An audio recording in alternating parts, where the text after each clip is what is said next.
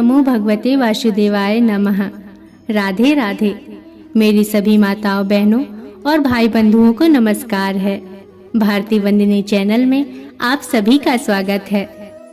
मित्रों, आज मैं आप सभी को पिठौरा अमावस्या की पूजा विधि, महत्व, शुभ मुहूर्त और संपूर्ण व्रत कथा सुनाने जा रही हूँ। अतः आपसे आग्रह है कि वीडियो को पूरा देखिएगा ताकि आपको संपूर्ण फल की प्राप्ति हो सके। मित्रों, पौराणिक शास्त्रों में भाद्रपद अमावस्या के दिन कुसा इकट्ठी करने की मान्यता है। इसे पिठौरा, कुसोत्पाटनी, कुसग्रहणी अमावस्या आदि नामों से भी जाना जाता है।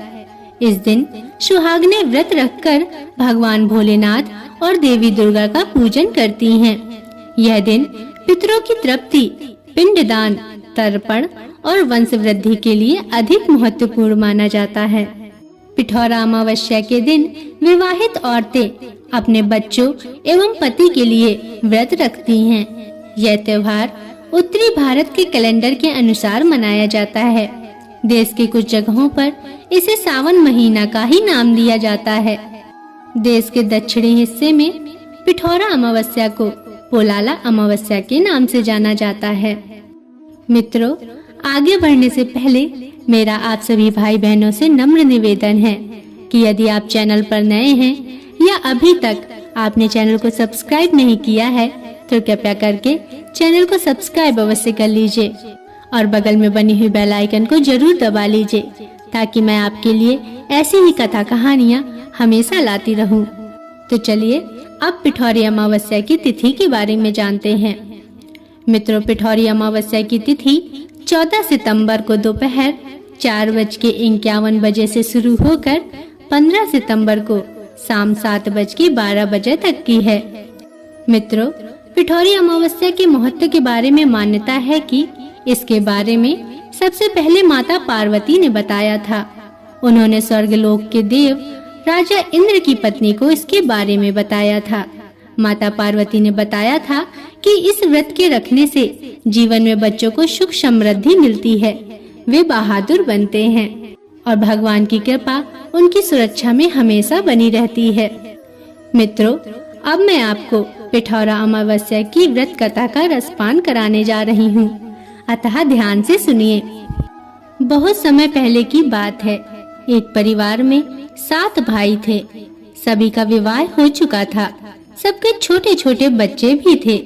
परिवार की सलामती के लिए 7 भाइयों की पत्नी पिठौरा अमावस्या का व्रत रखना चाहती थी। लेकिन पहले साल बड़े भाई की पत्नी ने व्रत रखा तो उनके बेटी की मृत्यु हो गई। दूसरे साल फिर एक और बेटे की मृत्यु हो गई। 7वें साल भी ऐसा ही हुआ। तब बड़े भाई की पत्नी ने इस बार अपने मृत पुत्र का शव कहीं छिपा दिया। गांव की कुल देवी माँ पोलेरम्मा उस समय गांव के लोगों की रक्षा के लिए पहरा दे रही थीं। उन्होंने जब दुखी माँ को देखा तो वजह जाननी चाहिए और उनसे पूछा, बेटी तुम इतनी दुखी क्यों हो और अपने पुत्र का शव तुम छुपा क्यों रही हो? तब बड़े भाई की पत्नी ने माता रानी को सारा किस्सा कह सुनाया तो देवी पोलेरम्मा को बहुत दया आ गई। उन्होंने उस दुखी माँ से कहा कि वह उन स्थानों पर हल्दी छिड़क दे जहाँ जहाँ उसके बेटों का अंतिम संस्कार हुआ है। बड़े भाई की पत्नी ने ऐसा ही किया। जहाँ जहाँ उसके बेटों का अंतिम संस्कार हुआ था वहाँ वहाँ हल्दी छिड़क दी और जब वह घर लौटी तो 7 पुत्रों को जीवित देखा। पुत्रों को जीवित देखकर उसकी खुशी का ठिकाना न रहा और इस चमत्कार की चर्चा पूरे गांव में फैल गई और तभी से उस गांव की हर माँ अपने बच्चों की लंबी आयु की कामना के लिए पिठौरा अमावस्या का व्रत रखने लगी। हे माता रानी, जैसे आपने बहू के बेटों की रक्षा करी, उन्हें जीवन दान दिया, ऐसी सबकी रक्षा करना, सबके संतानों को सुखी रखना। जय माँ पिठौरा अमावस्या, जय माता रानी। मित्रों, अब मैं आपको पिठौरा अमावस्या की पूजा विधि बताने जा रही हूँ, अतः ध्यान से सुनिए। मित्रों, यह व्रत शादीशुदा औरतें, विशेषकर जिनके बच्चे होते हैं, वे माँ ये व्रत रखती हैं। व्रत के दिन सुबह जल्दी उठकर पवित्र नदी में स्नान किया जाता है। फिर सूर्य को जल चढ़ाया जाता है और रोज की पूजा की जाती है। अमावस्या को पितरों का दिन कहा जाता है, इसलिए इस दिन पिंडदान एवं तर्पण किया जाता है। गरीबों एवं जरूरतमंदों को अन्न दान, छाता, शाल, चप्पल आदि का दान करें। हो सके तो पूरी सब्जी एवं हलवा बनाकर गरीबों, मुख्य रूप से बच्चों को खिलाएं। इस दिन 64 देवियों की पूजा आराधना की जाती है। उनसे अपने बच्चों एवं परिवार की खुशहाली के लिए प्रार्थना करते हैं। लंबी आयु की प्रार्थना की जाती है। आटे से 64 देवियों की प्रतिमा बनाई जाती है और फिर उसकी पूजा की जाती है। इन्हें अपनी इच्छा अनुसार छोटा बड़ा बना सकते हैं। इन्हें चाहे तो रंग भी सकते हैं एवं इन्हें वस्त्र पहनाए जाते हैं। कुछ क्षेत्रों में देवी दुर्गा को योगिनी के रूप में पूजा जाता है, इसलिए हर एक पीठ एक योगिनी को दर्शाता है। इस तरह 64 योगिनी हैं जिनकी पूजा की जाती है। इन सभी 64 देवी की प्रतिमाओं को एक साथ एक जगह एक चौकी या पटे पर रखा जाता है। जेवर पहनाने के लिए बेसन को गूंथकर आटा तैयार करें। अब इससे गले का हार, मांग टीका, चूड़ी, कान के बाले आदि बनाकर देवी को पहनाएं। फूलों से पूजा वाले स्थान को सजाएं। देवियों की प्रतिमा के ऊपर फूलों का छत्र बनाएं। पूजा में प्रसाद के लिए पकवान बनाए जाते हैं।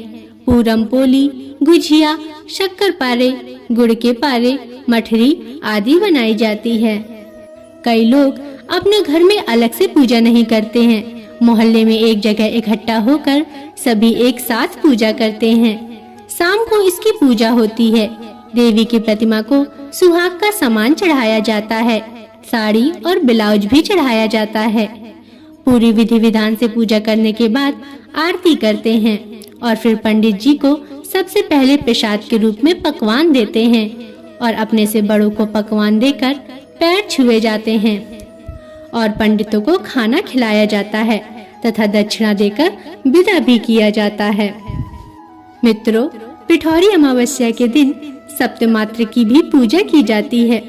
सप्तमात्र का 7 दिव्य माताओं से मिलकर बनी है, जो शिव और शक्ति के द्वारा उत्पन्न हुई थी। इन 7 देवियों के नाम ब्राह्मणी, वैष्णवी, महेश्वरी, कुमारी, वाराही, इंद्राणी और चामुंडी हैं। इन प्रत्येक देवियों के साथ कोई न कोई किंवदंती जुड़ी हुई है, जिसका उल्लेख कुर्मा पुराण, वराह पुराण और महाभारत में भी किया गया है। भगवान शिव के द्वारा एक महान शक्ति योगेश्वरी को उत्पन्न किया गया था, जिसे 7 देवियों के बाद 8वां स्थान मिला। पिठौरी अमावस्या के दिन 64 योगिनी एवं सप्तमात्रका की पूजा की जाती है। पिठौरा अमावस्या के दिन व्रत रखने से बच्चे स्वस्थ, बुद्धिमान एवं बहादुर होते हैं। औरतें एक जगह इकट्ठी होकर तरह तरह का प्रसाद बनाती हैं और फिर माता को चढ़ाती हैं। पिठौरी अमावस्या के दिन काली रात होती है, लेकिन इस दिन आसमान में लाखों करोड़ों तारे छाए हुए रहते हैं। मानो ऐसा लगता है कि किसी ने गेहूं का आटा आसमान में ही उड़ा दिया हो और वो तारों के रूप में दिखाई दे रहा हो। एक यह भी कारण है कि इसे पिठौरी अमावस्या कहते हैं। मैं प्रार्थना करती हूँ कि माता रानी सदैव आपके परिवार और संतान पर अपनी कृपा बनाए रखें। तो बोलिए पिठौरी अमावस्या माता की जय, माँ दुर्गा की जय। मित्रों, यह थी पिठौरी अमावस्या की व्रत कथा, महत्व, पूजा विधि और तिथि। आशा करती हूँ कि आपको वीडियो पसंद आया होगा। अगर इसमें कोई गलतियाँ हैं तो मुझे क्षमा करें और आपसे नम्र निवेदन है कि जाने से पहले चैनल को सब्सक्राइब अवश्य करें और बगल में बनी हुई बेल आइकन को जरूर दबा दें और कमेंट में अवश्य लिखें माता रानी की जय। अब अगले वीडियो तक के लिए नमस्कार।